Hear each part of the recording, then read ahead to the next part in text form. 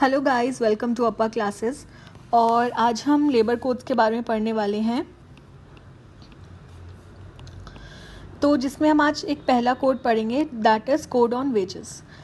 हम इसको proper question answer के फॉर्मेट में पढ़ने वाले हैं, क्योंकि ईपीएफओ के एग्ज़ाम में एमसीक्यू ही आने वाले हैं। उसके बाद आपका कोई सब्जेक्टिव पेपर नहीं है, और आप एमसीक्यू बेस्ड पेपर में जितने मैक्सिमम मार्क्स लेकर आएंगे वो आपको उतना ही बेनिफिट देगा। पहला क्वेश्चन है कि जो लेबर है is a subject in which list of schedule 7। तो जो लेबर है वो कौन सी लिस्ट में आता है शेड्यूल 7 के? तो ये आता है लिस्ट 3 में। और लिस्ट 3 को हम कॉन्करेंट लिस्ट भी बोलते हैं, यानी कि इसमें सेंट्रल और स्टेट गवर्नमेंट दोनों लॉज बना सकते हैं। नेक्स्ट क्वेश्चन आता है, which national commission recommended that, कौन सी नेशनल कमीशन ने रिकमेंड किया था that central labour laws should be integrated into groups, कि जो सेंट्रल लेबर लॉज हैं वो बहुत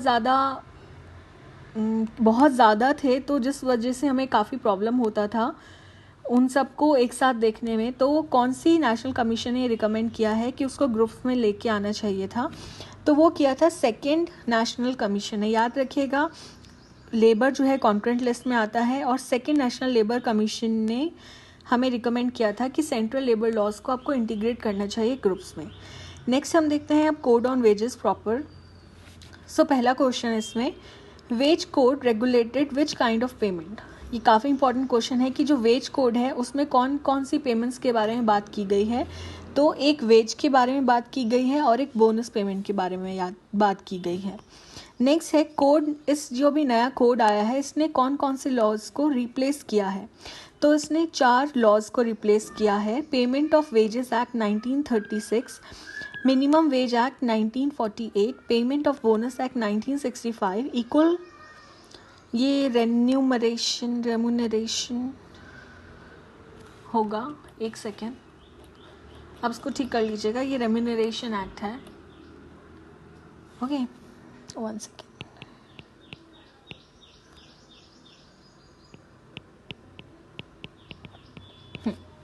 नेक्स्ट है code on wages will apply to.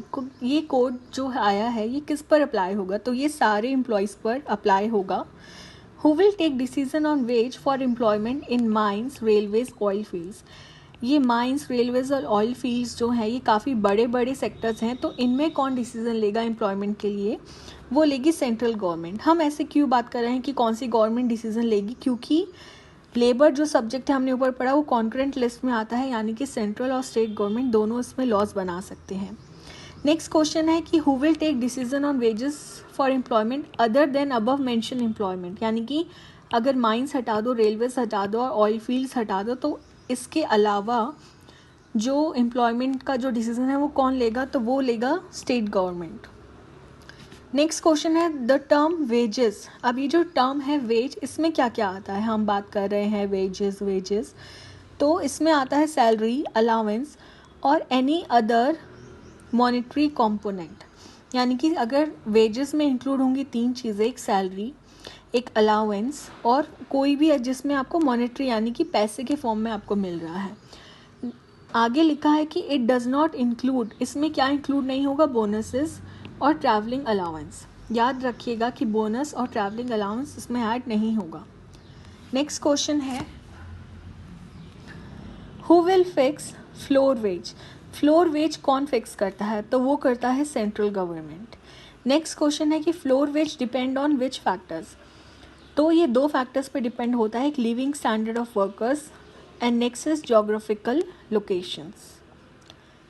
Next question is what happen if existing, अगर एग्जिस्टिंग मिनिमम वेज है वो हायर हो फ्लोर वेज से, तो क्या सेंट्रल और स्टेट गवर्नमेंट उसको कम कर सकते हैं? तो आंसर है नहीं। अगर एग्जिस्टिंग मिनिमम वेज ज़्यादा है फ्लोर वेज से तो सेंट्रल गवर्नमेंट उसको कम नहीं कर सकते। Next question, what are the criteria for fixing minimum veg.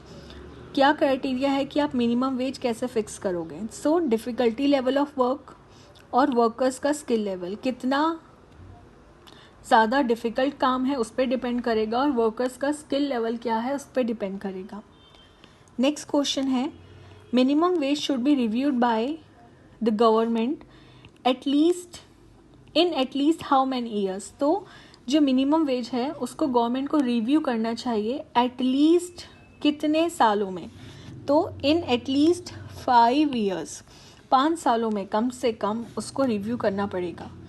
Number of working hours will be fix by which government, जो नंबर ऑफ वर्किंग आवर्स हैं उन्हें फिक्स कौन सी गवर्नमेंट करेगी। अब कौन सी गवर्नमेंट से मतलब है कि सेंट्रल या स्टेट, तो आंसर है बोथ, सेंट्रल और स्टेट गवर्नमेंट दोनों ही फिक्स कर सकती हैं।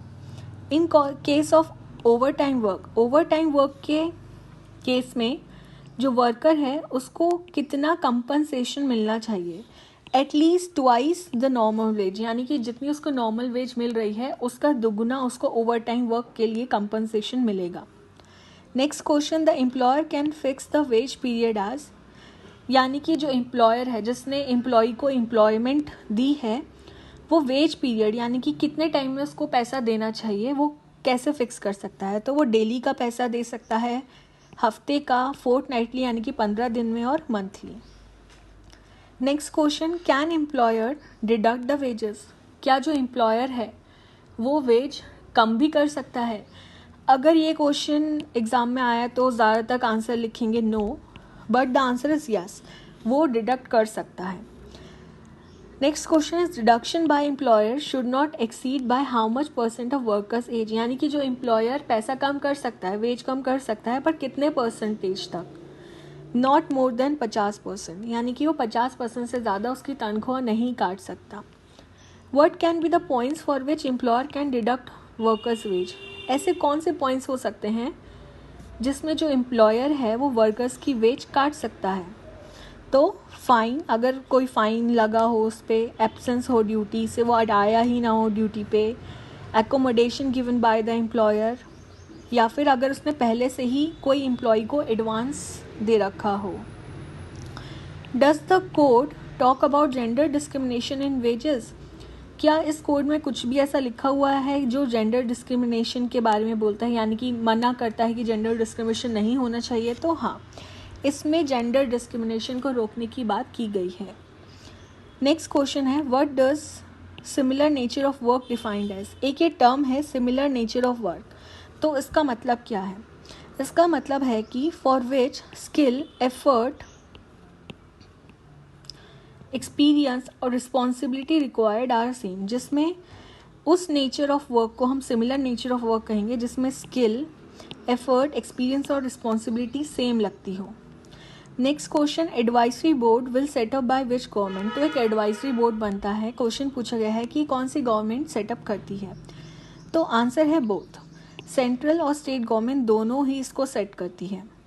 नेक्स्ट है, the advisory board will consist of which members, ये थोड़ा इंपॉर्टेंट क्वेश्चन है कि एडवाइजरी बोर्ड में कौन कौन से मेंबर्स होते हैं, तो equal number of employees and employers, जितने नंबर के एम्प्लॉयज़ होंगे उतने ही एम्प्लॉयर्स भी उसको रिप्रेजेंट करेंगे, स्टेट गवर्नमेंट के कुछ रिप्रेजेंटेटिव्स होंगे और इंडिपेंडेंट पर्सन होंगे। तो आप याद रखना कि 4 टाइप के लोग इसमें आ रहे हैं, एक एम्प्लॉई, एम्प्लॉयर जो इक्वल नंबर के होने चाहिए, देन स्टेट गवर्नमेंट के रिप्रेजेंटेटिव और इंडिपेंडेंट पर्सन। और एक इम्पॉर्टेंट बात जो उसमें कही गई है कि जो 1/3 मेंबर्स होने चाहिए वो वुमेन होनी चाहिए।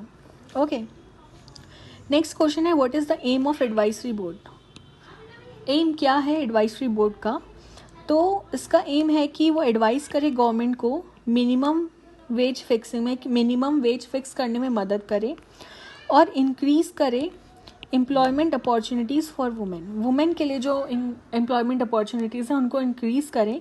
और इसी तरीके से हम इसको भी मैच कर सकते हैं कि 1/3 जो बोर्ड के मेंबर्स होने चाहिए वो वुमेन होनी चाहिए।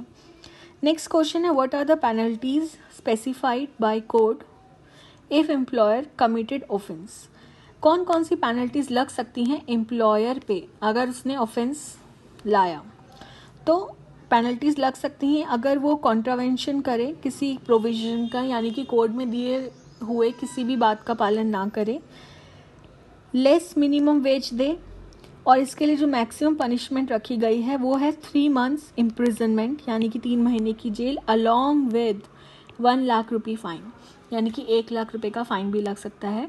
तो यहाँ पर हमारा कोड ऑन वेजेस ख़त्म होता है। हमारा नेक्स्ट लेक्चर होगा नेक्स्ट कोड पे। Thank you so much.